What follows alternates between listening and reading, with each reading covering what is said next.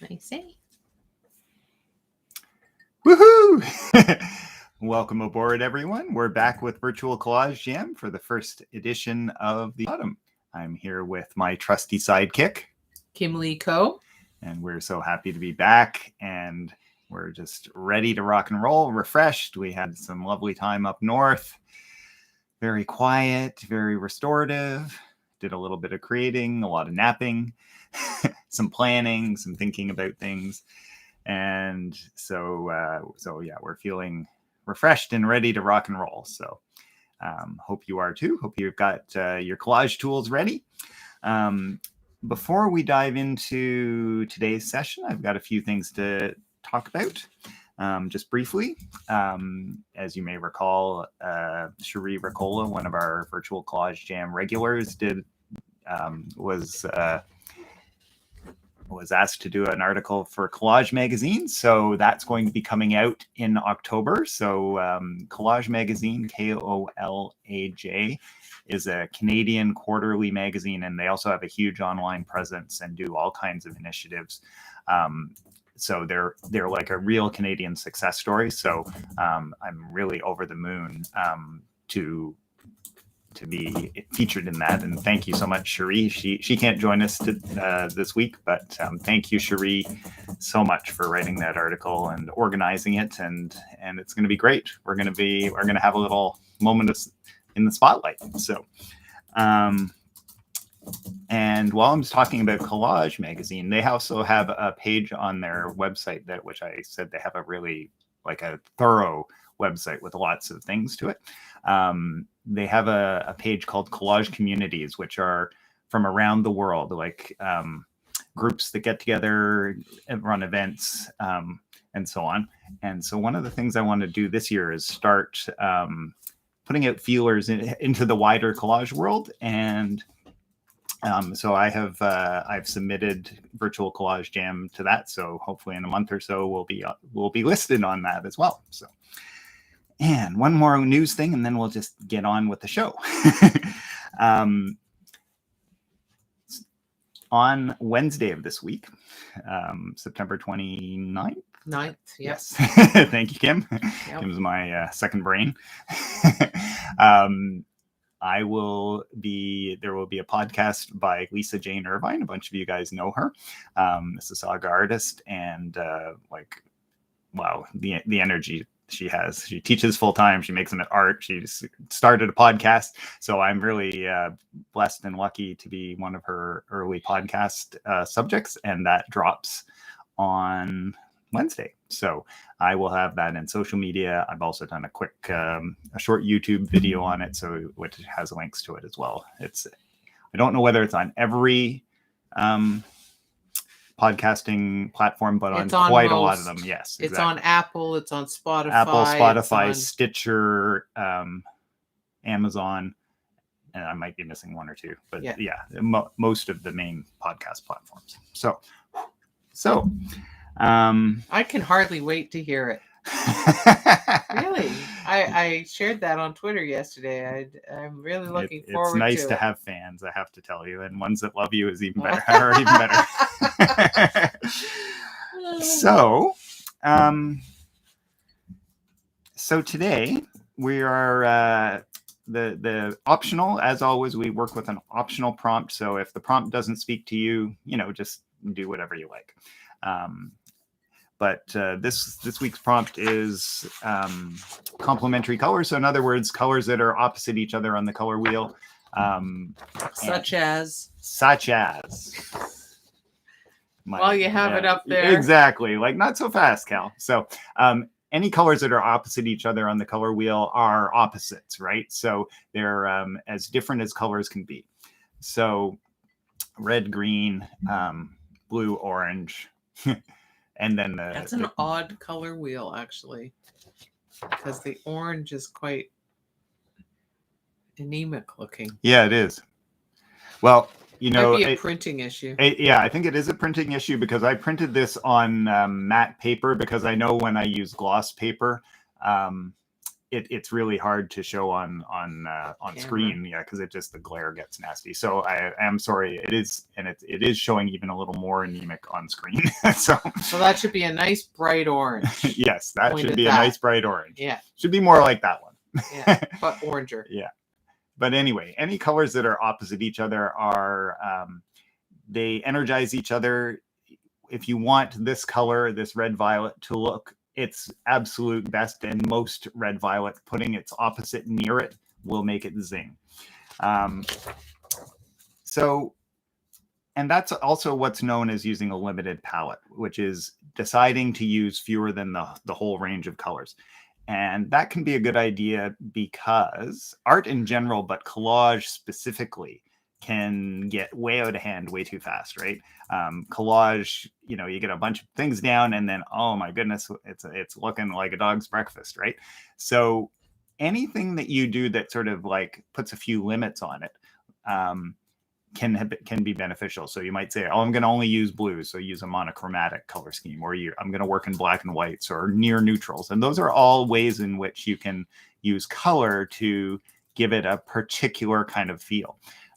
So complements is just another way of doing that. I am going to collage. I haven't collaged in quite a while now. Actually, no, I have. What am I saying? I've been doing the work on the poetry. You've been doing all the book, the poetry. Yeah, I haven't used color in collage in a while. I think that's really what it is. Yeah. But I am a little bit rusty. So I'm going to show you a couple of things. One is, and if you have taken any of my collage classes, and I'm going to get Kim to pass along your comments because I can see your guys are going nuts, which is great. Welcome back, everyone. So I'll get her to get me up to speed in just a second. You've probably seen this collage because I use it as an example a lot. And this is a collage that uses a complementary color scheme. It's basically just blues and oranges, but lots of different oranges, lots of different blues. Like this very dark brown is just an orange with a lot of black added to it. This is this light blue is a blue with a lot of white and maybe a little bit of black. I think it's a tone. Yes. Yep. Yeah. Light tone. Yeah. So what I did to do that is I painted a whole ton of different papers, some magazine pages, even overpainted them, but just pages in my sketchbook. And some of you guys have done this in my class in all kinds of different blues. And then I collaged with that. And then the same thing for the oranges. So do you have to paint a whole bunch of pages? No, of course, you can just like go looking through your materials for a bunch of oranges. But that's probably something that I'll use because I have all kinds of leftovers. So I think I have yacked enough. I'm going to... You're slightly hyper, I think I am. I need more coffee. Maybe not.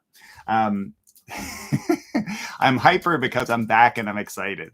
So I'm going to flip the camera upstairs to look at what I'm working on. And the last thing I'm going to say before I'll turn it over to Kim is I don't have a plan other than using complementary colors. So I am just going to play.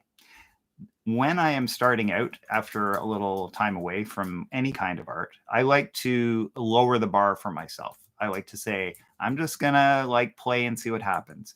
I don't have a big ambitious plan. I don't have big expectations. And I suggest that that's a really great way to, like, if you're just, oh, this is the first time I've collaged since my summer vacation or whatever, that's a great way to just breathe a little bit like Kal needs to. and then just like, because you know what, you start laying things down and you don't have a plan, and then you start looking at it and they're like, oh, that reminds me of this, and then suddenly it starts going. But if you like wait for the plan, the jam will be over and you'll be like, I didn't get anything, I don't have anything yet. So yeah, take the pressure off. Yeah, exactly. Make it about the play. Tactile and visual experience instead of the outcome. So switching the camera, so you might want to look away while it does its seasick making thing while I do that. I just want to say, Kal, it's very nice to see you shaven. It's been a while, I think. I'm used to the 5 o'clock or 8 o'clock or 10 o'clock shadow, and it's lovely to see you It's looking all it's kind of fun. buffed up. Would you like to hear who's here? I certainly and would. What they've got I've been to say yakking and... nonstop. So take a breather, because you can tell he's excited because he's speaking a mile a minute, and which as an introvert is not. That's funny, because the last time I seem to recall in the last jam that I'm just readjusting the camera here. How come I've got so much more view than I did before? Well, that's good actually. I'm not complaining. It's Don't a get me wrong. wide angle camera. Yeah, no, but these pieces of tape I put down because I thought. Yeah. Anyway, that's great. All right. Over to the comments. You were saying you thought during the last jam that I was like tapped out. Like I think you had to talk a lot, and so that there's a perfect example of how tiredness or energy affects me. Yeah. Well, fortunately, it's rarely a problem for me. Okay, so first up, Rebecca. Hello, hi. Rebecca. So good to have you back. Welcome back, she says. I'm so glad to be back. And Val is here. Yay. Said hi. Hey, Val. And Annie's here. Yay. I have to figure out how to do my... how do you do a thumbs up on your thing? Yeah, vertically. There we go. There we go. Good. I'll get there. Yeah. And Jane is here. Hey, Jane. And Ann Lakoff is here. Hey, Ann. Welcome back. And nice to have you along. So what did Annie said? It was nice to be back. Jane said nice to be back and see you both. Oh, it's so good to be back. And to see all of your friendly names in the chat. Yes. I can't see your faces, but we can't see your lovely names. Anne says, so great to be back from a fan who loves you both. Oh, isn't that sweet? We are blessed indeed. Thank you, Anne. Yeah. And she said, oh, I'll give you some non-anemic orange. Fluorescent orange is one of my favorite colors. I love lots of fluorescent colors. But yeah, no, I love zingy orange. Orange is a special favorite. Yeah, it just happens that this particular color wheel is a little disappointing. Yeah. Philippa's here. Hey, Philippa. Nice to have you on. She says, welcome back. I can't believe summer's over already. So glad you had a refreshing summer. We did indeed, and it is hard to believe how fast things happen. I can't quite fathom it, but that doesn't change the fact that it has. So I know, it's crazy, isn't it? I mean, we're already 6 days past the equinox. Yeah, we went out for a walk on September 1st, and it was cool that morning. And Kim turned to me and said, "How does it know it's September?" Yeah, it literally felt like it turned from warm weather to cool weather. Yeah, for the 1st of September. Yeah, it's crazy. Ricky's here. Yay! Hey, Ricky. Ricky says, hi, everybody. Greetings from south of your border. Good to be back. I'm trying to get my life back in order after making a mistake to return to work last semester. Oh, yes. You had that teaching gig, and it was like a once-a-week gig, but it was like ruling your life, right? Taking over your life. Yeah. I'm so sorry. You must be a conscientious teacher because you're not just phoning it in, right? And Nellie is here saying hello from Paris, France. Ah, bonjour, Nellie. Yeah. Comment ça va? Bienvenue from Canada. De Canada. Bienvenue de Canada. Mon chéri in Paris.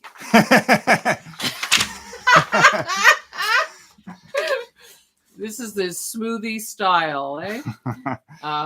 Except for the most people who speak French would be like, "Oh my God, turn that man off." Yep. I know. Rebecca adds, Kirk asked me the same yesterday. How did the trees know the date? Yeah. That's right. And Nellie says bonjour, and then laughed. Yes. Well, that's fortunate. Cal speaks a special brand of franglais. Yes. The and I'm no linguist at it myself. no, but you have a nice sound too. Oh, I used to. I feel like, those muscles you don't exercise, boy, oh boy. Yeah. Yeah. Why don't that's you a nice shape. Yeah, it was a negative shape from something that was cut out before, and I just thought, it's tasty. Lovely. Yeah.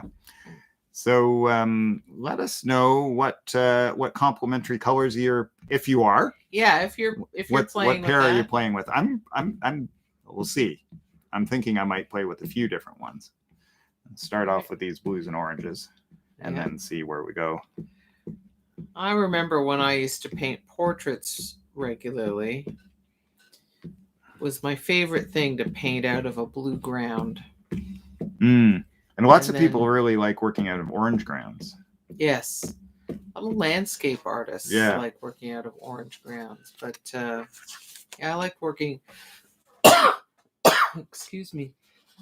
Out of especially an ultramarine or a cobalt semi-transparent. And then bring some oranges into it. Okay, Val has offered up blue and orange. Ah, yes. Yeah.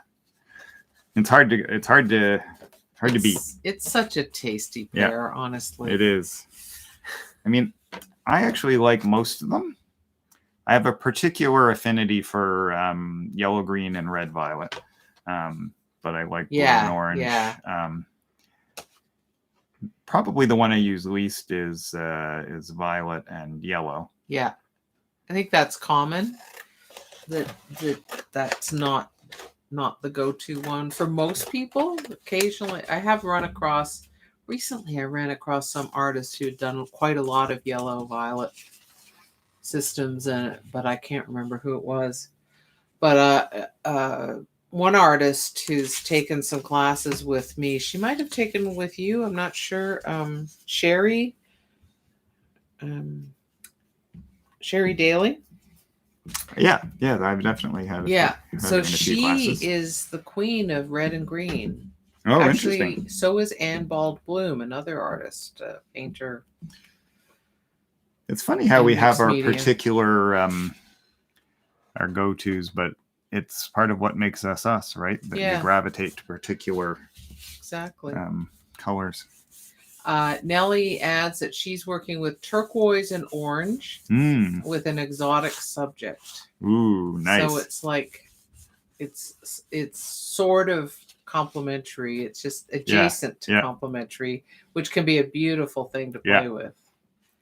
Because they both contain yellow, and that's kind of nice. Yeah. Philippa says that's actually the one I'm working with today. Yellow purple, she means. Ah, right. Fantastic, Philippa. Look forward to seeing that.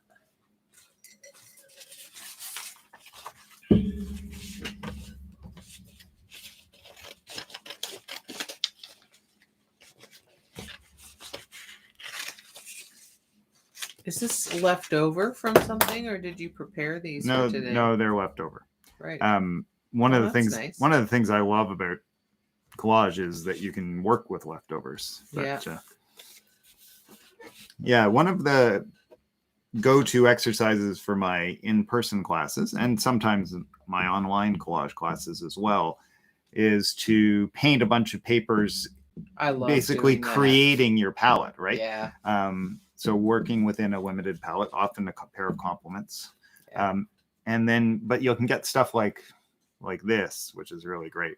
I encourage people to paint some of them nice and smoothly, but some of them not.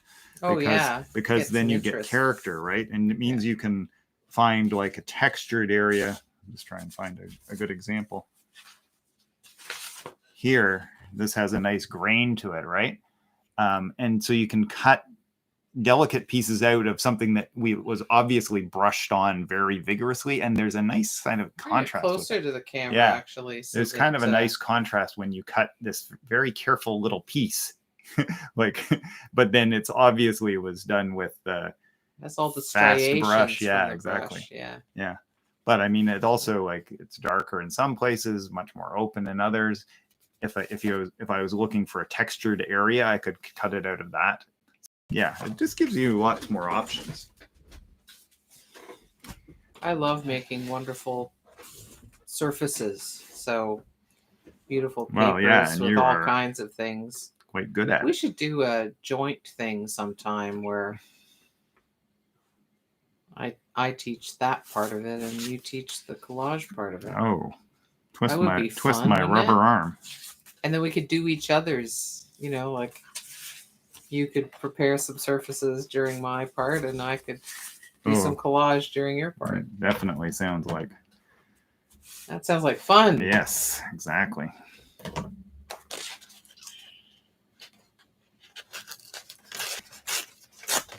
So I know many of you are hard at work, tearing or cutting or whatever your collage is, but whenever you have a moment, you need to pause. Please share with us how your summer was. Was there a highlight to your summer? Boy, I must say we were desperate for summer, weren't we? Yeah. We lost the spring because of everything that happened. We lost the early part of the summer. Yeah, basically our summer didn't start until sort of August sometime. Yeah. Yeah. Which is often the way, but this one was particularly harder with lots of emotional difficult stuff. Practical. Yeah, and just so hard labor.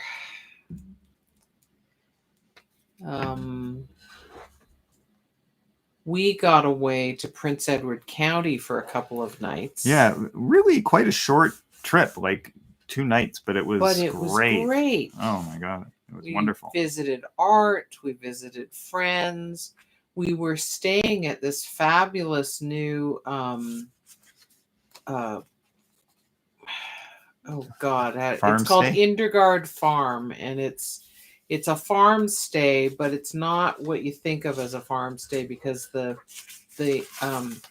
building is brand new and it's magnificently Scandinavian, modern inside with tons of natural light and blonde wood and beautiful kind of Zen design. Oh, the spaces are just jaw-droppingly quiet but beautiful. Oh, and the bathrooms. Oh my God. I had a shower under one of those big rain shower heads plus the handheld jet spray. Now, some of you may have that at home, but for me, this was quite the treat. I must say.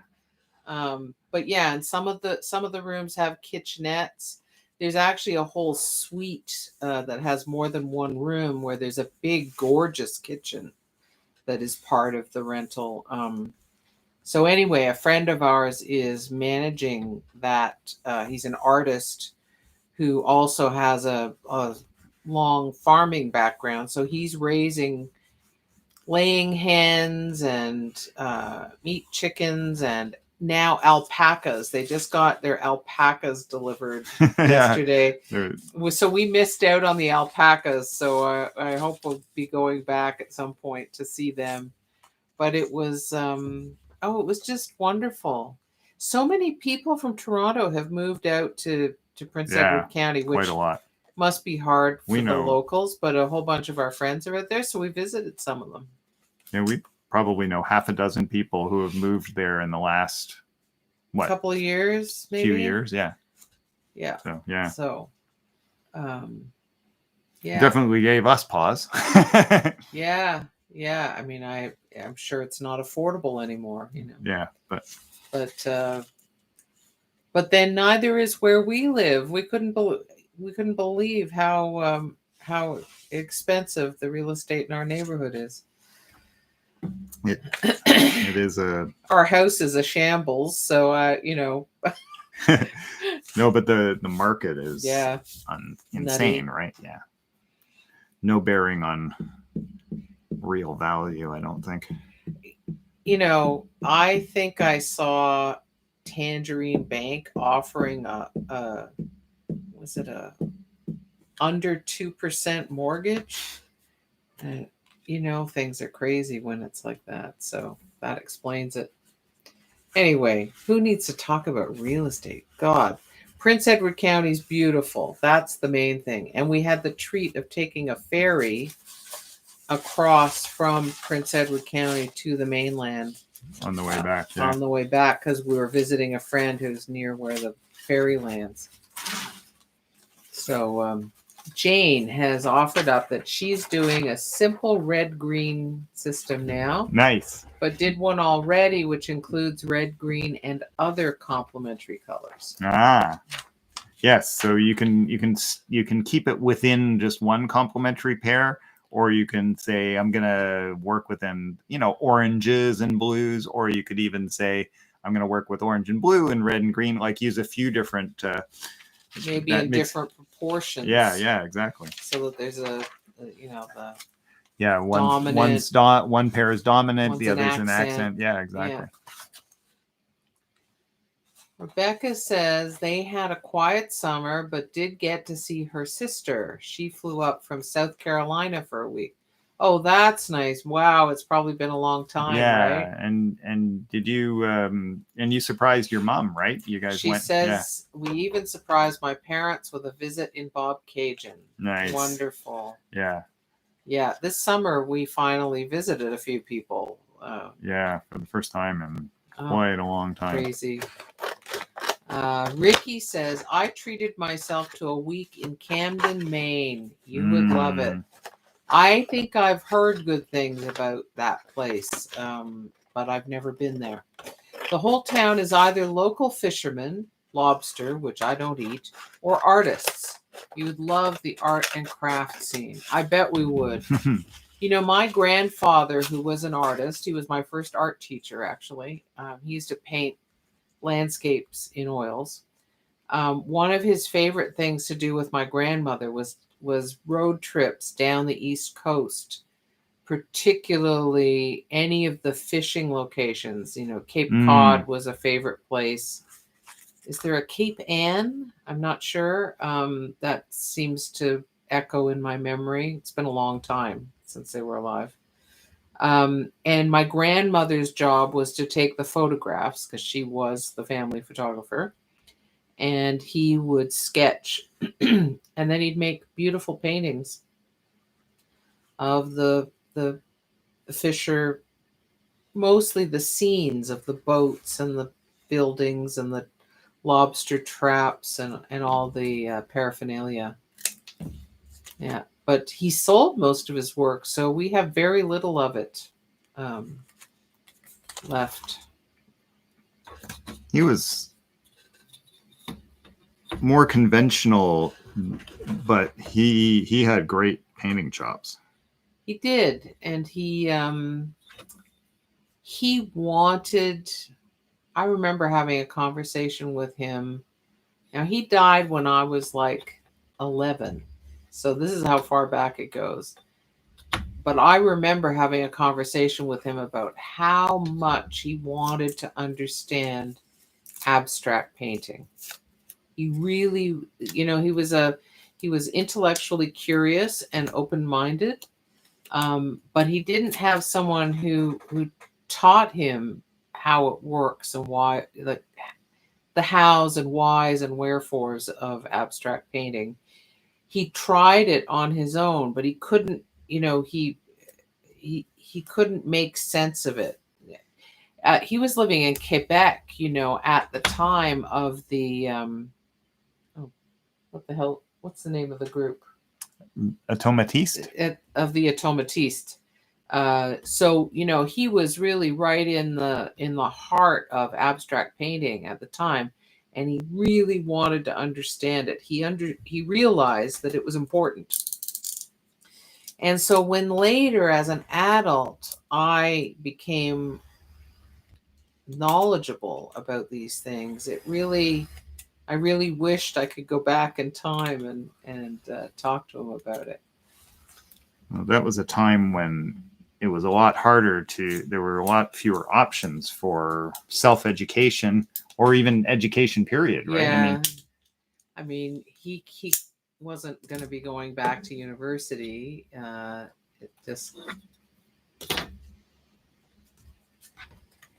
So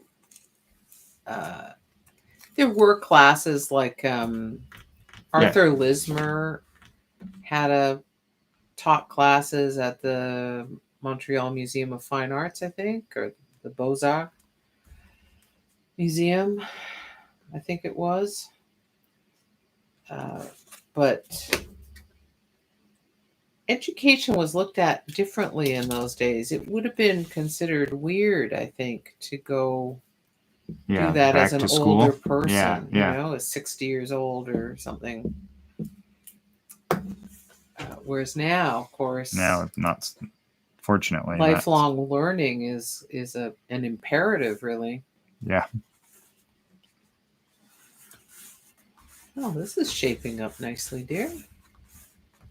Yeah, I thought I might leave that now and then start a new one. Yeah, and then it's come a back. good way to work. Yeah, and I kind of like the value contrasts are strong, and then the blue energy. So there's all this weight over here, and then having this one little, the only zing of orange on the one other side. That's working the complements, right? Yeah, exactly. Not a huge value contrast. I mean, a little moderate. You got the vibration. But yeah, you got the complementary zing. So yeah.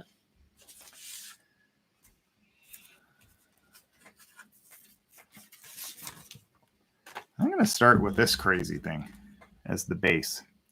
This is it's unusual for you. It is unusual for me, but I remember, in fact, I think it was in a gel plate course that you taught. Yeah. You started with some like crazy garish things, Yeah. right? And then overprinted them to make it like subtle and more nuanced. I made an exercise out of picking. That's pretty fun too, isn't it? Look at it is. Compliments in that. Wow. Yeah. Decisions. Wealth of riches. But I'm just going over it. Sorry, I'm interrupting. No, it's all right. You're overprinting. Picking scrapbook papers that I didn't like. Right.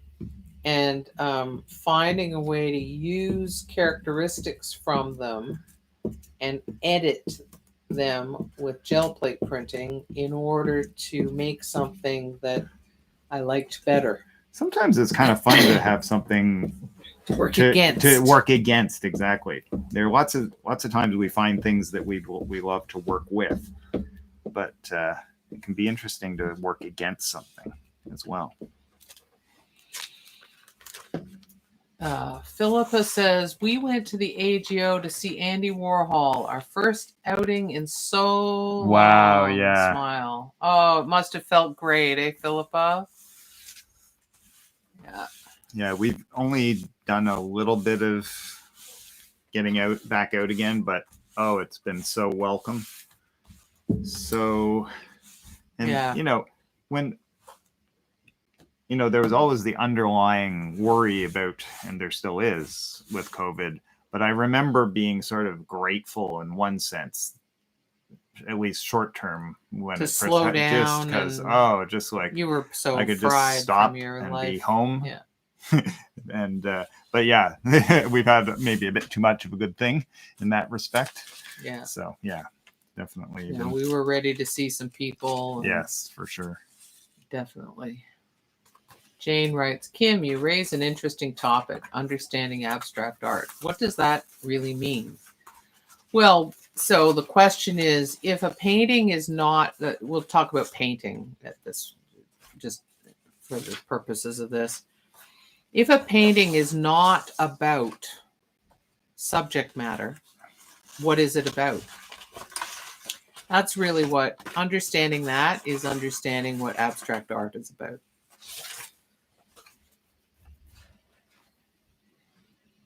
So then there are things like materiality. That's a very important word these days, which is, the use of the materials, the characteristics and properties of the materials, the tools, the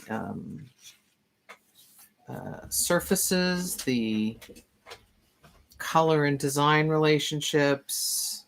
You know what I think it's I always say in my classes that art is just it's a lot of different dials that you can turn up or down, right? Yeah. And really abstract artwork, non-objective artwork, and realism and somewhat abstracted work all has stuff in common. The paint has a texture. Good realism looks really great in the abstract, as they say, because not only does it portray the image, but the paint is interesting, and the colors are interesting, and the composition is interesting, and the representational painters who have difficulty with abstract, trying to do work that's abstract, especially purely abstract, but even partially abstract.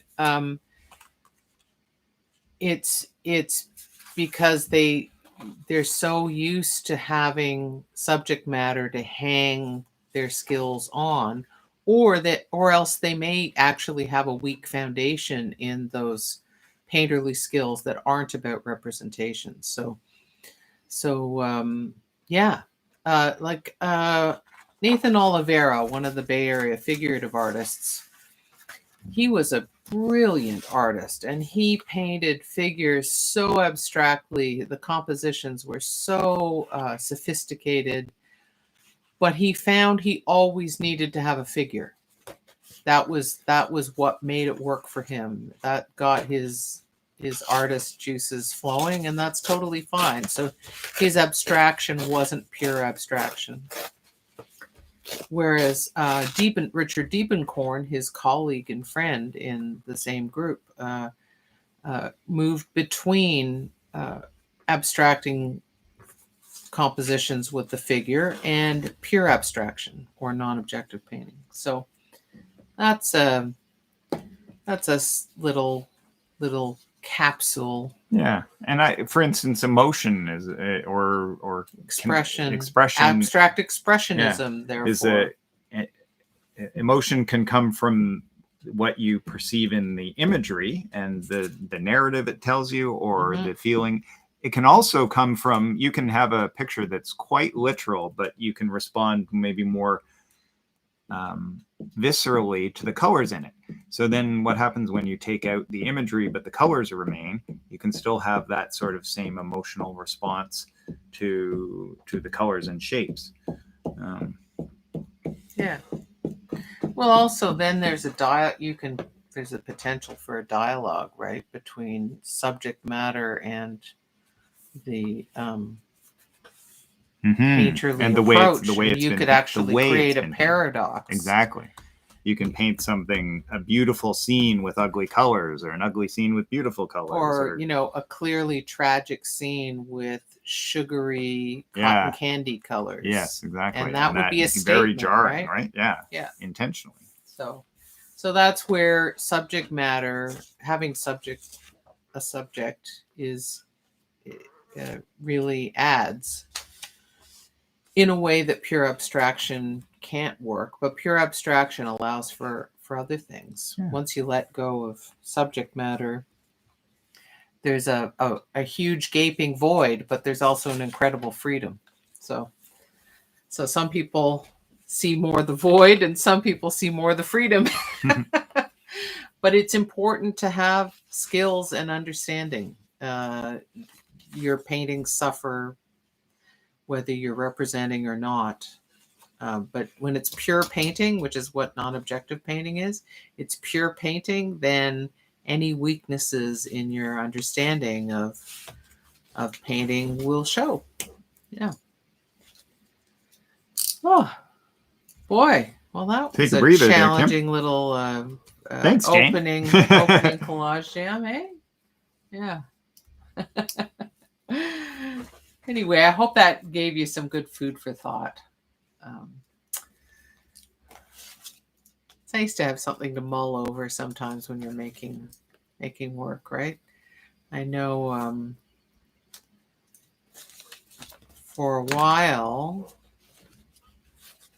in the first few years when I got back into making art, feels like a long time ago now, I had to play loud, hard rock music because that's what I listened to drown out my inner critic so I could just get into the flow.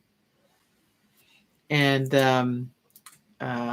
but later on, I moved to other kinds of music, but I also moved to spoken word stuff, whether it was a podcast or an audio book or something like that. And what if anything we listen to? I bet you you guys have lots of ideas about that. Yeah. I find I'm very like, I have an idea what I want to listen to, but then I start listening to it and I find it's too distracting because I'm too engrossed in it and I sort of grind to a halt on my work. So I tend to go back and forth. I will either have nothing on if I really need to think about it and be focused. I will sometimes listen to stuff that's very ambient without words. Yeah. Classical or ambient music if I need to think. But then sometimes I'm like, okay, well, I know what I'm doing, and it's going to take me a while to do it. So you occupy half of your brain. So then I will listen to an audiobook or some music that I like listening to. So it's very dependent on what I am up to. How about you guys? What do you like music? Do you not? Do you listen to anything? What do you like to listen to? Does it vary? Do you have like go-to soundtrack to your art making sessions? I've had bodies of work that were associated with a very limited number of songs or with a particular artist, musical artist. So that's an interesting point because of what that music brought out in me was what I needed for that body of work. I think we've there can be, you can really definitely get energy from music, right? I mean, so definitely. Honestly, that's one of the key functions of music. Yeah. Yeah.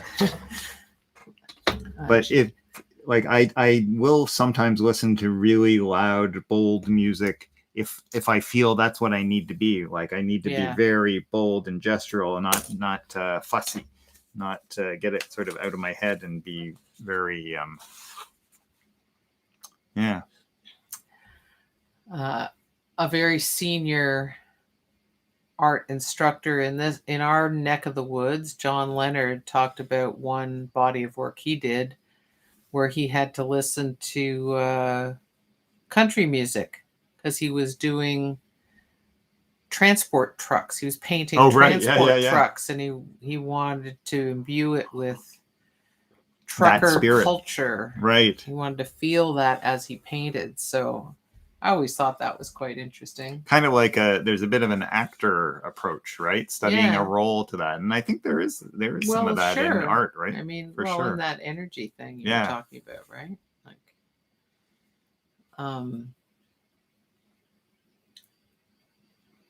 Jane says, so now I'm working on geometric shapes only. Is that cubism? No, Jane, that's not cubism. Kal and I have both taught classes and courses on cubism. So I have a course coming up. Yeah, he has a course coming up. So if you want to know more about cubism, geometric shapes are abstract, definitely. I guess the emotionalism comes from the shapes and colors as it ends up. Now, Jane, I want you to imagine all the abstract expressionist artists the famous ones, right? Did they actually have geometric shapes in their work? Jackson Pollock, Willem de Kooning, Franz Klein. Who else should we name? Joan Mitchell. Yeah, Mitchell is a good one. Yeah. Lee Krasner. What defines a geometric shape? This is very important because I saw someone teaching on YouTube describing the shape she was working with as geometric, and they were not at all geometric. Yeah, it's kind of a geometric is a shape that can be defined by an equation. Okay, so a circle with proper circle, not a wobbly circle, a proper circle, a square, a rectangle, a triangle, an ellipse. Those are geometric shapes. If they're organic, that is to say, if they're irregular and wobbly and so on, then what they are is either rounded or angular shapes. Okay, so just to be clear on the language, because very organic, irregular rectangles are not geometrics. So, and there's a completely different feeling between a pure geometric shape and a who was it? The Montreal movement, Les Plasticiens, worked in pure circles, for example. Yeah, Yves Toussignon and he's the one I know best. Yeah. But there are other ones I know. Is it Claude? Yves Toussignon? I thought it was Claude Toussignon. It is Claude Toussignon. Yeah, sorry. Yeah. There is Yves, what's his name?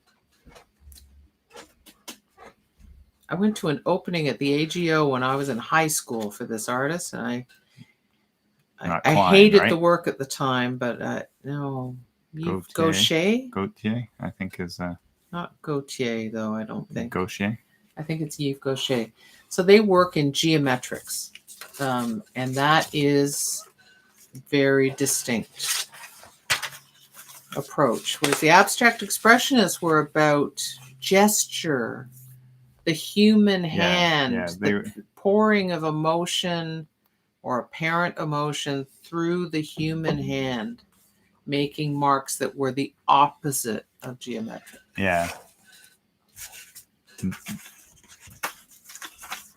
How do you determine the weaknesses? The more you learn about art and painting and art forms and composition and the languages, the various vocabularies of different aspects of art, the more you become aware of weaknesses.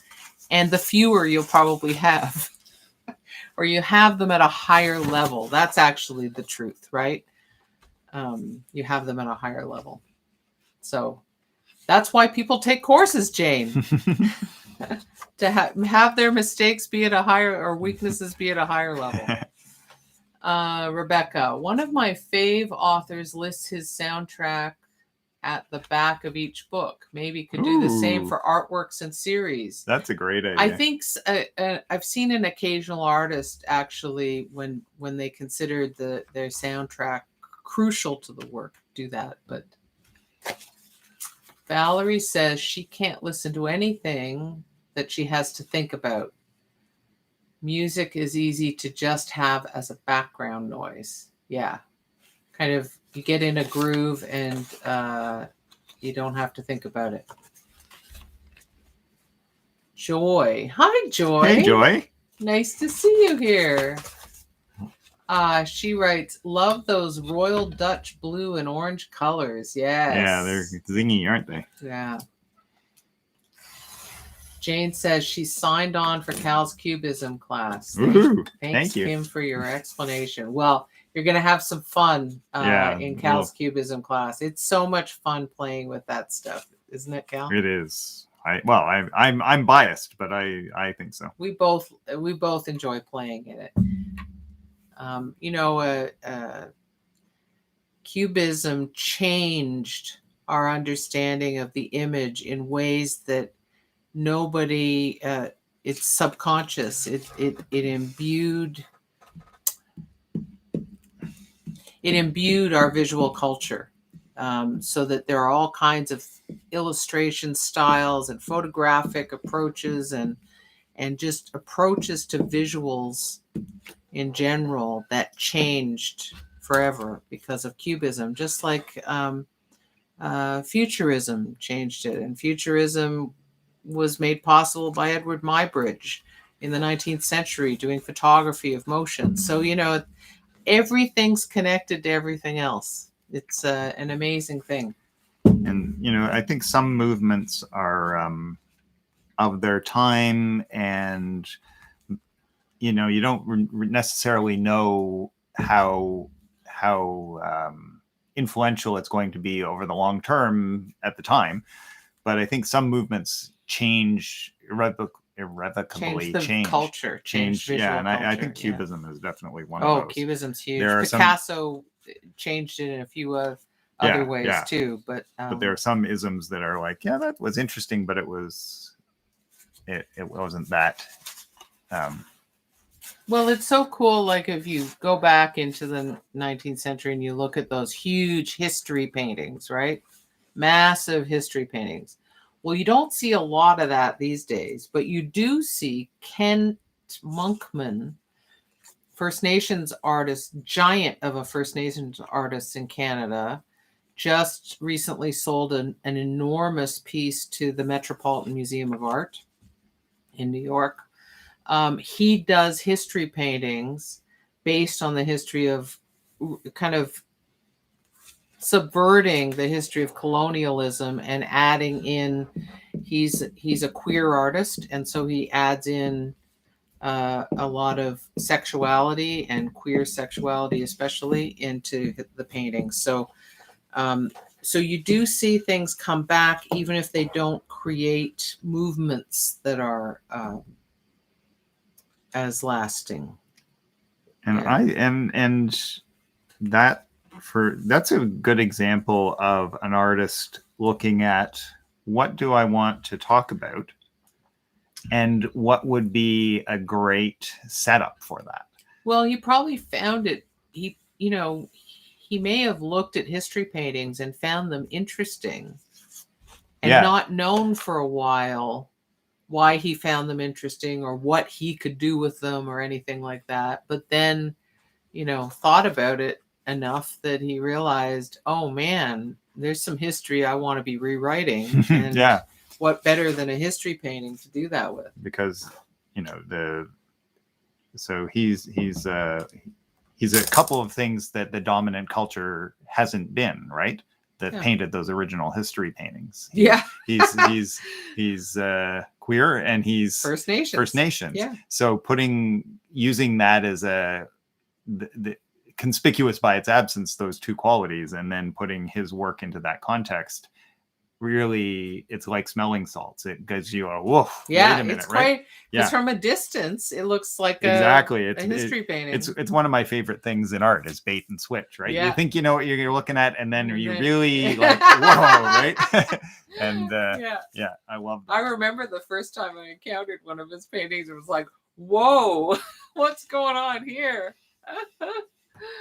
Oh dear. Yeah. Joy says, great to be back with you in the jam group. Oh, I'm likewise. So glad, Joy. So great to have you here. So good to be back and jamming. Yeah. Philippa writes, I love how you're creating a feeling of transparency with these images. Ooh, yeah. I think it's because I have a couple of pieces that are relatively dominant that had overpainting on them. And so, part of it is that blue one with the cyclist. Yeah. Has some orange. Skin tones are orange. And so it looks like it's and related. I definitely was drawn to that. I thought, oh, that's kind of interesting the way they feel and the connected. Curve matches that curve. And I was also looking at the curves in the paint. Yeah. And that's why I chose to cut down her back, because it's also, first of all, it's a nice blue edge, but also because it would go up against the orange nicely. But you're so clever, Cal. No, I'm not. Look at you. I'm not, but making all those beautiful connections. I sort of don't realize, or only half realize I'm doing them until I have to articulate them. But yeah.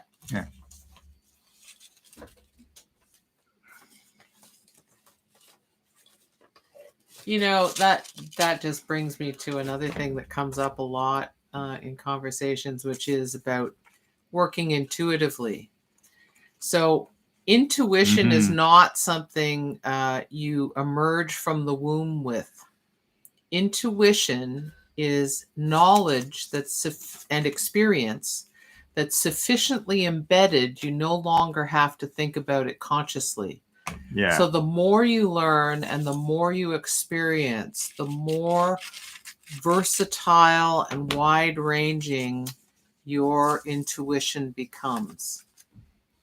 So just remember that the next time you hear someone describe themselves as an intuitive painter, but what they mean is they don't want to know things, they just want to do them. And that is a limiting way of going about anything, really. Yeah.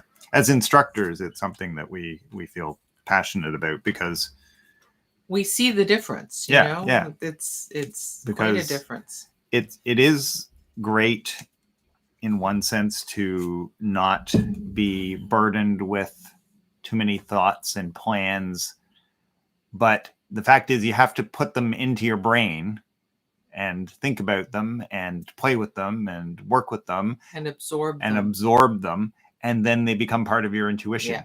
But if so, intuition is really the sum of your experience. Yeah. Knowledge and experience. Yeah. If you have little experience in whatever you're working with, then your intuition will be It's limited. Yeah, exactly. Yeah.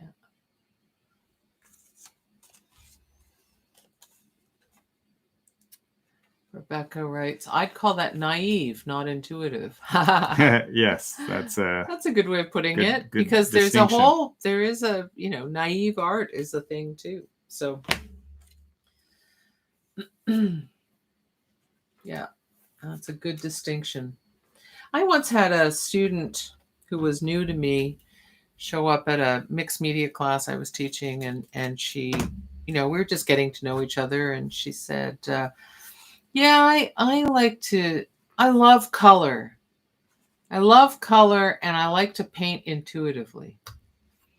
And because of how people the kinds of things some people can mean when they say both of those things, my alarm bells went off. Not to shut anybody down, just like, okay, so now I've got to see what she actually means by that, and so on. And of course, it turned out that in her paintings, she had all kinds of embedded knowledge and understanding in it. She just liked to embrace that spirit in what she was doing, which is totally fine.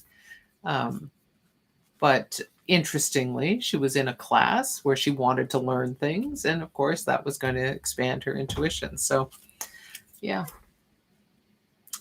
Ricky says, what about primitive art? Can you say something? So primitive art is now a loaded term, because it was applied, of course, to cultures in a colonial context. Yeah, exactly. So, when they're, the dominant colonial culture would look at it and pronounce it primitive, yes. Whereas it's been going on for thousands of years and has a yes. highly developed and refined aesthetic that is just foreign to them. Yeah. Right. So it generally was applied to indigenous cultures. Yeah. Including, North America, Australia, and Africa. Africa is huge in this, of course. So primitive art, I think, is a term that's going to be disappearing, one can hope. Yeah, I hope so, actually. Because when you look at the history of African art, in fact, Picasso would not exist without African art. Yeah. Art Deco would not exist without African art. Just as post-impressionism wouldn't exist without Japanese art. And right now, the Benin bronzes are very much, I think, at the British Museum, are very much in dispute and wanting to, the home country wants them back because they're masterpieces, ancient and masterpieces, and they're far from primitive. So that's that side of it. But there is something, Ricky, called outsider art, and that is art created by people who don't even think of it as art. They're kind of these. Some people in the past probably thought they were just madmen and women doing these obsessive, extraordinary things. Whether it's, there's one guy who built a castle out of embalming fluid bottles. Some people have made these huge fantasias of little plastic dolls covering every inch of surface in places, and they've made it. There's such a statement. They've created a world. And so it becomes art, regardless of how the artist actually sees it, which is interesting in and of itself, I think. And there's so many. And it tends to go along with an obsessive personality, outsider art, I think. But there is some like magical and amazing and wondrous. Oh my God! And so much to learn from. Yeah, work in outsider work. Yeah. Yayoi Kusama, is that who you're referring to there, Ricky? And what about her? She's obsessed with a lot of things, but she's not an outsider artist. She's obsessive. There are non-outsider artists who are obsessive. Just to be clear, yes. So if Yayoi had not, she came from quite a privileged background, actually, banking family and so on. She was underprivileged within her family and her culture, and therefore left. But she's not outside. But she creates worlds. But definitely obsessive and prolific, wonderful. Oh my goodness, I love her. And she would fall under that madwoman category for sure. In the old terminology, right? In fact, something that I really applaud Japan for is their understanding of her. Like, I think that she has a studio and she lives in an asylum. Yeah. It may be she probably is. She has a lot of means. Yeah, let's put it that way. Exactly. But voluntarily, she's in this care place, and she has many assistants, and she shows up for work at her studio every day and goes back to get looked after. Yeah. There's a lot to be said for that. Sign me up. Oh dear. Oh dear. Exactly, by choice. Yeah. Voluntary. That's why I say, I think she may be paying to do that as opposed to being in some public facility she's paying to get looked after, and I'm sure she needs it. Like she is she's been troubled all her life and experienced a lot of trauma, and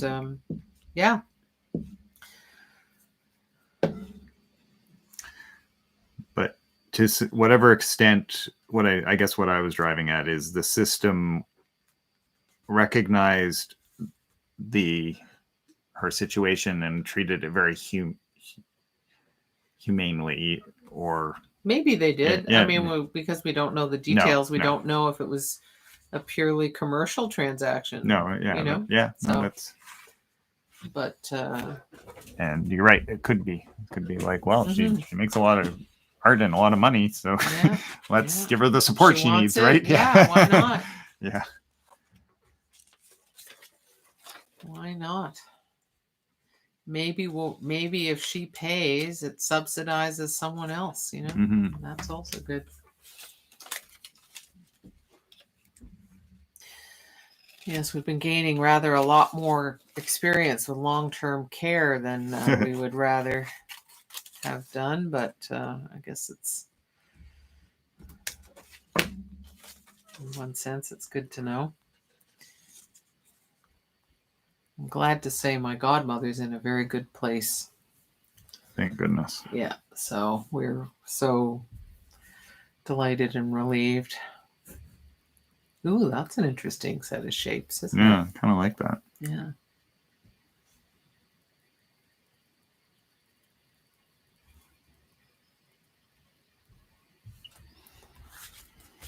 I kind of like it. I'm really quite enjoying in this particular pair of collages being very opportunistic with stuff that's already had things cut out of it. Yeah. And just like looking at it, think, oh, that's kind of interesting, because these pieces were never intentionally cut to be what they are, if that makes sense.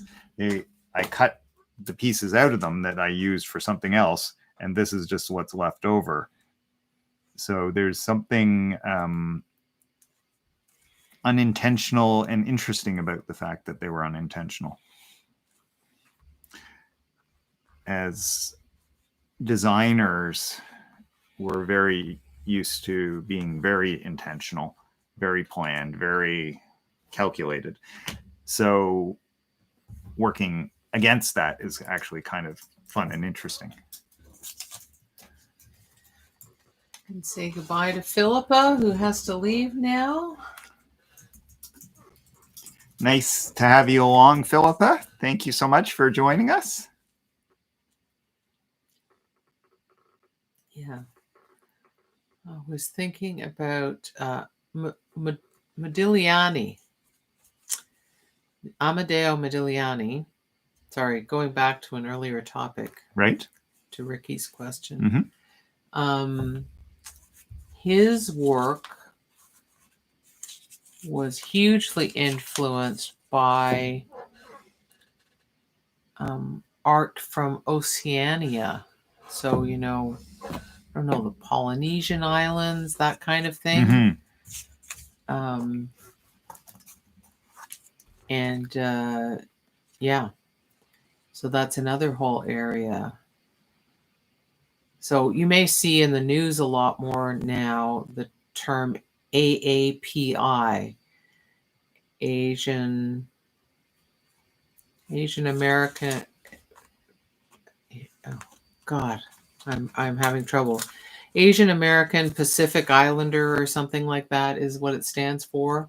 So Pacific Islander is what Oceania is referring to in this case, and another group that the Oceania area that where the indigenous cultures were considered primitive artists. And it wasn't until it was transformed and upgraded by the European male artists that it achieved legitimacy. Yeah. In a system very much like not what we have had and still have, but if artists from all cultures have a certain degree of equality, then there's a wonderful thing that happens when you experience and cross-pollinate. Exactly. Yeah.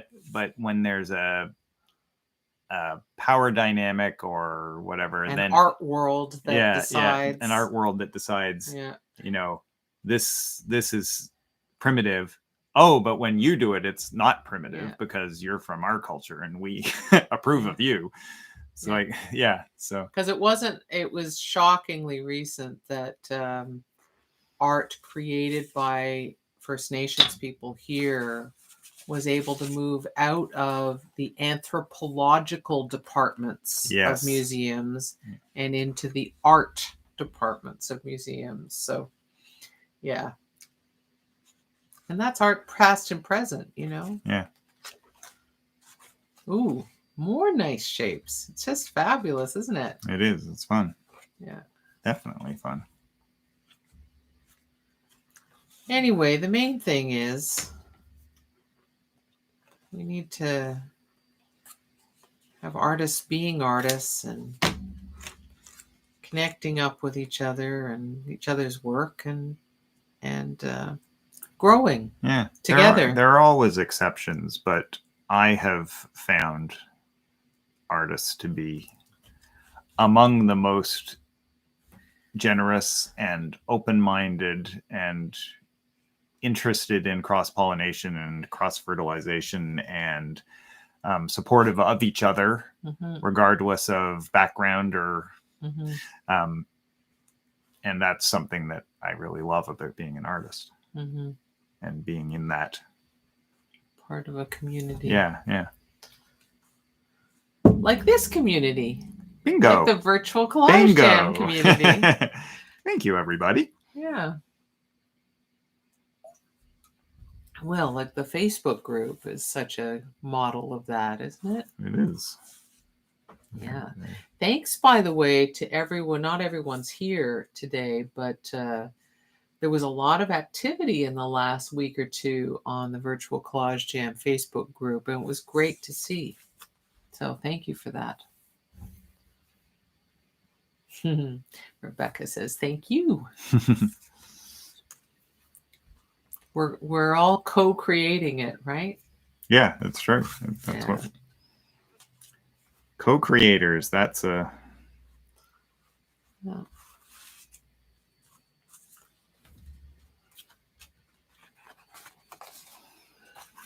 It's great to have a space to be together, to play and to learn, to think and not think, depending. To think and not to think. To think and not to think. Is that the title of my next book? I don't know. I'll have to think about that. Exactly. Oh, he's on to another one. I'm on to another one. Oh, boy. Yeah. Well, it's important not to put all of your collage thinking into one collage, right? Well, exactly. Yeah. I found myself wondering too much and not feeling acting. the response. No, exactly. So yeah. I That's actually the signal, isn't it? To put something down is when you're not feeling the responses coming. Yeah, and sometimes I can work on the same piece for quite a while, even if I am intentionally working on several pieces. Yeah.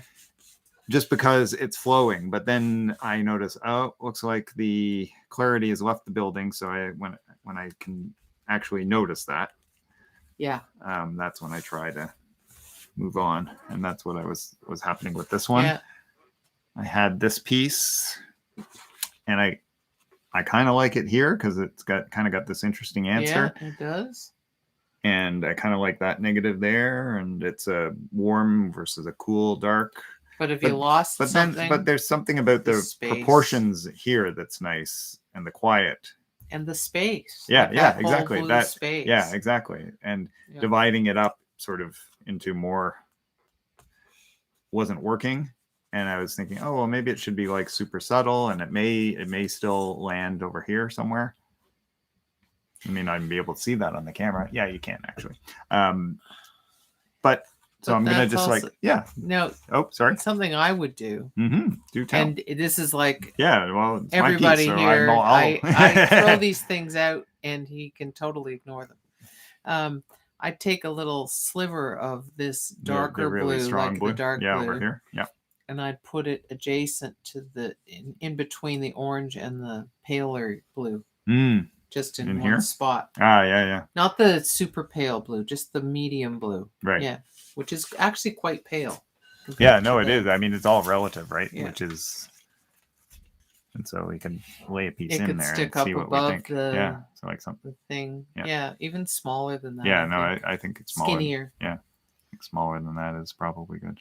But which is again one of the things I love about collage, like testing things like that was so easy, to see what does skinnier look like. Yeah. Okay, that's kind of fun, but is it better down here? No, I don't think so. Should it go there? Should it go? And I might drive myself crazy. Oh, that's kind of nice. Like that? Yeah, that is kind of nice. Yeah. It leads us around. It does a little kickback while still leaving lots of nice. Doesn't disrupt that space at all. I like that.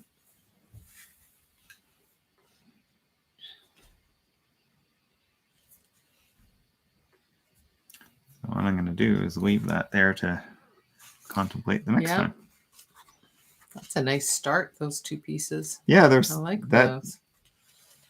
And that was all it was. Like, yeah, I thought, oh, I'm going to do a piece that's just like some chunks. Mm-hmm. And I just grabbed these two chunks, and there's something about the two different colors and the, well, I think they're both blues, but they're different. They're similar, but different edges.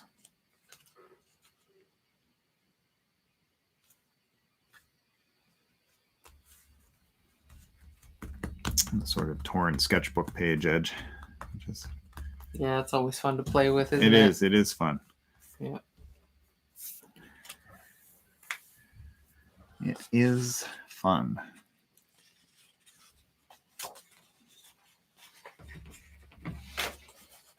I have this feeling that everybody's working away, really focused on their collages. You are, aren't you guys? I can somehow feel that energy. There is a coming quiet, through the interwebs. There's a kind of hush. There's a kind of hush all over the world tonight. All over the World Wide Web this afternoon.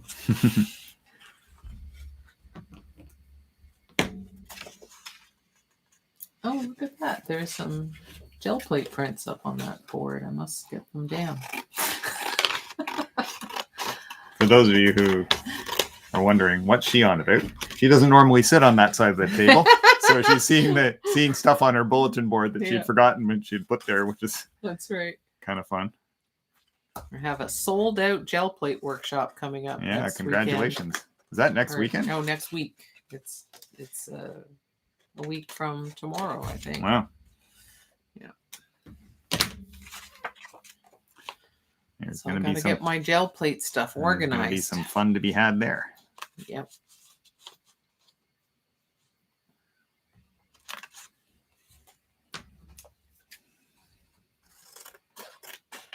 I always love getting back to gel plate, I must say. It's sort of my go-to for fun. Yeah, it's so responsive and so rewarding, I think. Yeah. You and I both like to do work that's thought through, but we also really appreciate responsive quick things. Responsive work. Yeah. I think that leads naturally to different iterations. So you're naturally repeating and varying and varying more, varying less, and getting different results and having all sorts of natural accidents. So we did Kal and I did some gel plate printing together during our vacation as some fun. And some research, actually, for the workshop. Research for your workshop of the best kind, right? The kind that's so much fun to do. Ricky says, I have to leave soon. Thank you for all the knowledge and creativity you bring. Oh, thank you so much, Ricky. It's been lovely having you here. Thank you so much for all the upside down wave here. And everyone here. We really appreciate your enthusiasm and interest and that you ask questions that we can talk about, as well as offering up things, other kinds of comments. So, isn't it fun being back, guys? I'm so happy. I'm just like playing away. Yeah, can really see that in how you're working today. You were working so slowly in the spring. Whereas today you're working really quickly, responsively. It's all that gel plate printing. I think that's it. Yeah. At least in part. Yeah. Rebecca has a comment about that, I think. She says, it's the accidents and unpredictable nature of gel printing that I love. Yes. Yes. So many wonderful things of both kinds. Another dandy shape. You're really like king of the dandy informal shapes today. This page, I don't know whether I can, is there we go. it's a sketchbook page that had little diagrams, and I'd overpainted it. And I was thinking, oh, that's really kind of interesting. So I've used that on this piece. So you can actually, it's hard, you can see them better down here. The diagram, which is funny, the diagrams show through a little bit. And then I was cutting it, and I'm like, oh, there's some, because it's from a sketchbook that I decided was expendable. And it had some more little diagram stuff. So I thought, oh, I'm going to use some of that. And again, it's some very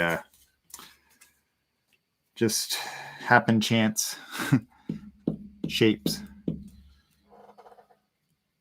So yeah, just for the benefit of those of you who are watching this, in person, I see the sketches and diagrams underneath the paint way more clearly than you can see it on screen. Yeah, I'm sorry, guys. I'm not It's quite just sure why that. trick of the light. Yeah. The light, the way the light is hitting the paint, is causing that effect. So Kal will doubtless post photos. I'll post these for sure. Or scans on the Collage Jam group. So you'll be able to see that better. Jane says, great being back and loved the conversation. Oh, Jane, that's so great. The conversation's been quite fun today, actually. Yeah. So thank you. She adds, Kal, you're hot for collage today. As you whack them out, they look great. Oh, thank you, Jane. Yeah, he is hot today, isn't he? I do kind of feel like it's cooking today. It is cooking. So that shows how refreshed you are, because in the spring you were super overloaded and there was just endless crisis going on. So I think your bandwidth, I didn't have that much spare for it. Yeah. You still did some nice work, but it was much harder getting it out. So yeah. So it's nice to be in this place instead, isn't it? It certainly is. Yeah, look at this. Boy.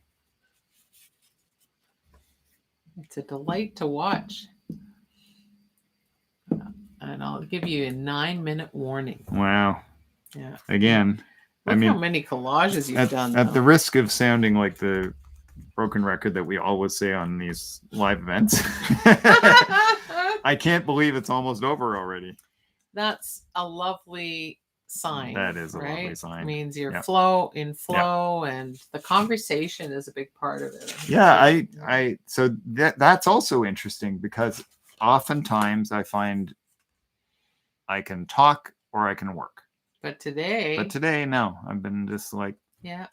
Again, a sign that you're refreshed. Yeah. Yeah. Today is actually the most vivid illustration we've had of the fact that he got refreshed by our vacation. So for that reason alone, I'm glad we're here. But of course, there are so many other reasons. Well, also, can you believe it's almost the end of September? It was September just started. How did we get to the end of September? Well, I must be getting old. I'm starting to sound like my grandparents. Yeah, exactly. Well, we're getting there. And there's a reason for that. Exactly. Sadly. I'm just thinking, how old was my grandmother when I was born? So when she was my age, I was 8 or 9 years old. Yeah. And we don't have any grandchildren because we don't have any children. But we have nieces and nephews, one of whom has children, whom we haven't seen in a very long time. COVID has not been good for that. No. And they're both in that age group when they can't be vaccinated. So. Yeah. Yeah. So their parents are being very, very careful, and I'm glad they are.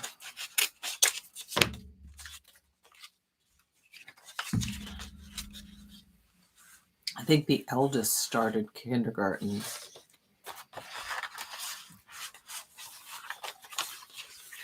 Oh, there's a question here. Jane says, listen, guys, I am the question queen, so I can keep up with more in the future if you don't mind. Well, a single question proved from you and a single question from Ricky, and we basically filled most of our collage jam. So that covered us. So you don't need to pepper with questions, but yeah, of course, bring a please. question, and let's, it's nice to have something to discuss. To, offer you our perspective based on our experience and so on. And hopefully that will help or provide food for thought or whatever.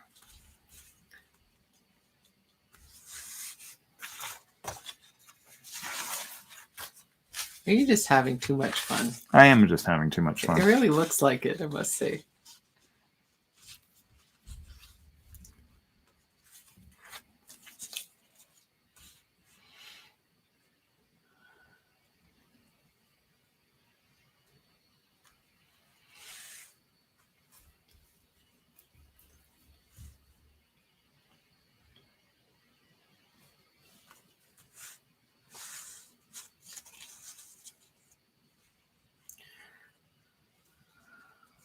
Doesn't that pointy bit look good sticking out down more? Yeah. Yeah, definitely. Definitely does. All right, so let's put it there. Because I know I'm running out of time, so I gotta work faster now. Boy, what a change. People are going to think that I swapped you somehow. Wow.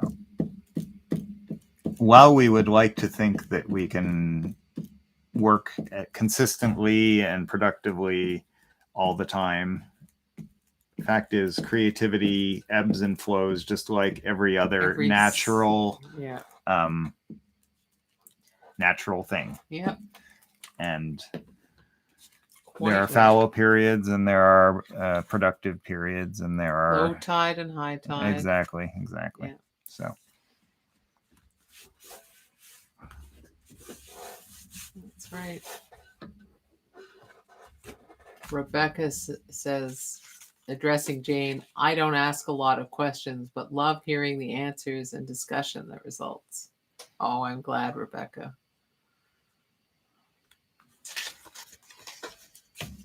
And you so often have some salient point to add. Yes. Which we very much appreciate. Yes. Thank you, Rebecca. And thank you, Jane, for the inquiring mind, right? Yeah. I mean, Jane and Ricky both today. I can hear Jane's voice in the questions because I remember lots and lots of questions in our in-person classes. Yeah. So, and lots of discussion ensuing from them. Have you said it depends yet today? I'm not sure I have. But of course, it always does, right, Jane?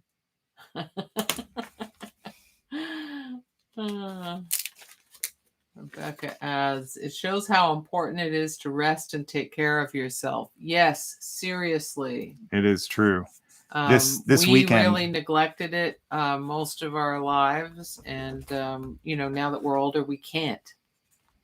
We just don't have that option because you don't bounce back the way you do when you're young. And this weekend I had, and I still do have a lot of things to do, and I decided that I was going to do social things and things that I wanted to do, and that I would put the hammer back down on Monday. So this morning I got up early and got a whole bunch of things done. Oh my God, he got so much done.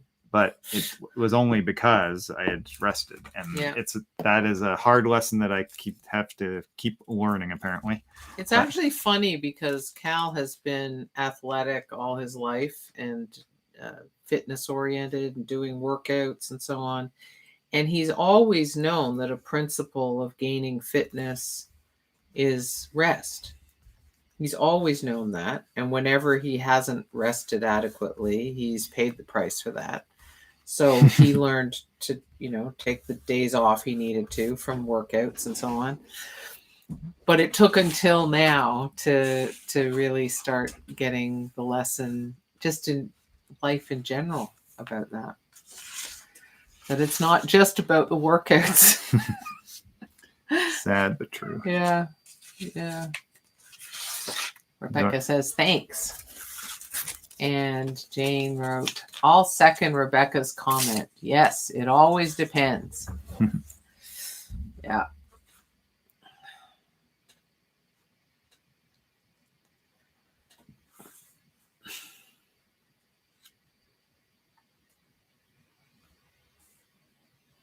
Ooh.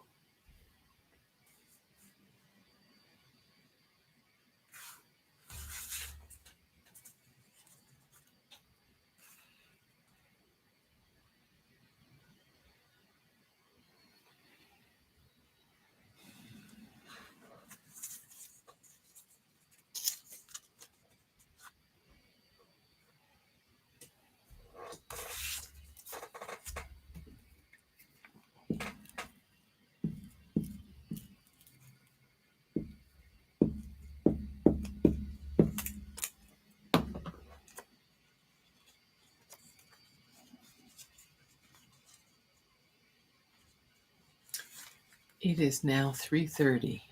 All right. Well, I'm going down my last piece. Wow. Isn't that good?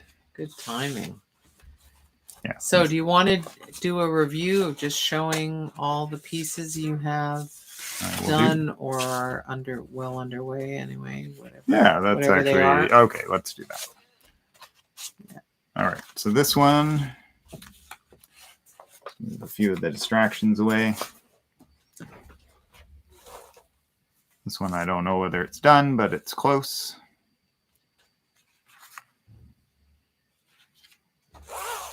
And this one with the more sort of painterly stuff going on, but then some graphic shapes over top to sort of play off of that painterly stuff.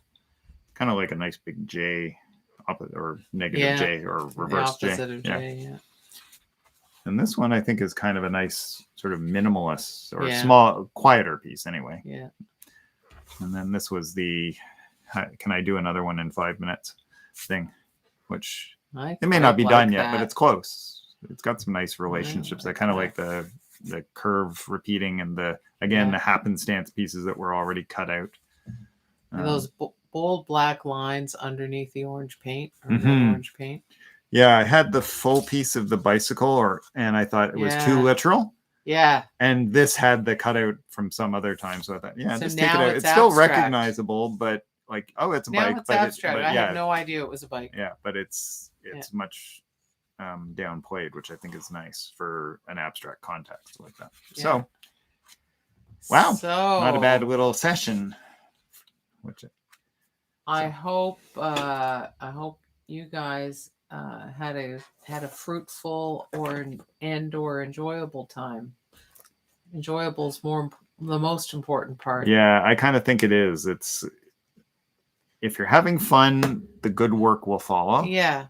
It doesn't have to happen in that session. Yeah, it doesn't happen necessarily in that session, but it might. It's bound to come if you're just keep holding it lightly and having fun. Yeah. I'm just gonna move the camera down to sign off. Because all of you got to appreciate the fact that Kal has shaven cheeks here, so you know.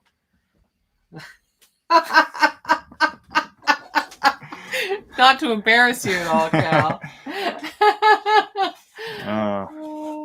So thank you so much, everyone. It's been a joy to be back and to be in your company. And it sure has. It's I just feel so happy to be back. Yeah. Thanks, Kim. Well, thank you, Kal. And if you know anybody else who you think might enjoy coming to these sessions, whether they're collage artists or not, people can can learn about art making or different kinds of art or just process or just be in good creative company. We'd love to welcome more people to these events. So I think maybe I'm crazy, but I think anyone who's creative in any way, and that basically is Yeah. all of humanity. But if you have some sort of interest in visual art, but maybe you're a writer or, you know, a designer or whatever, I think it's beneficial. Painters can come draw, you know, anybody can be doing whatever. So Virtual Studio Party returns That's a right. week from today on my channel, Kim Lee Co. Yep. And it starts at 2:00 Eastern Daylight Time as well. As you may or may not remember, we do our events alternating Mondays so that you can just show up for, you just have to figure out which week it is, but it's always at 2 p.m. Mondays. You can always check both channels to see whose event is coming up Exactly. And our social media accounts, we're always sharing that. We both have a page about our events on our website with the list of the fall's events and the dates. Right.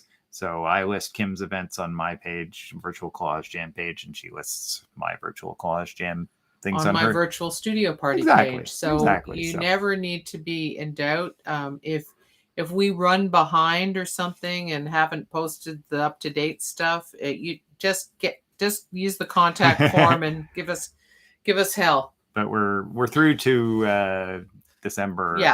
Yeah. So this whole season is all it's all listed on both of our pages. So we're getting lots of lovely messages of thanks and how good it is to be back. It's so good to be back, isn't it, guys? So do have a wonderful week and stay well. Be creative and post your collages on our Facebook group so that we can. And I'll even post these, right? Because I always start the term well by posting something, and then I get too busy, but I will try again this term to get. Let's see. Yeah, we'll see how it goes. But I look forward to seeing what you guys have cooked up. So definitely post away, and I'll see you on Facebook. And thank you again so much. So Kim's just typing her farewell. And thank you. It's been fun. Can't end it yet because she's still typing.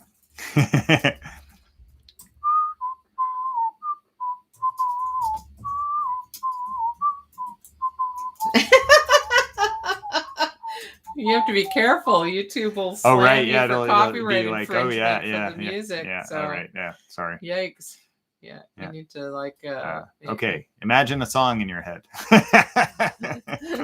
That's right. A royalty-free song.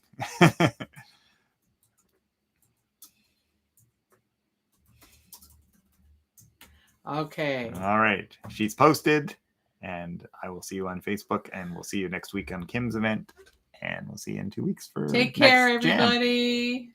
Bye.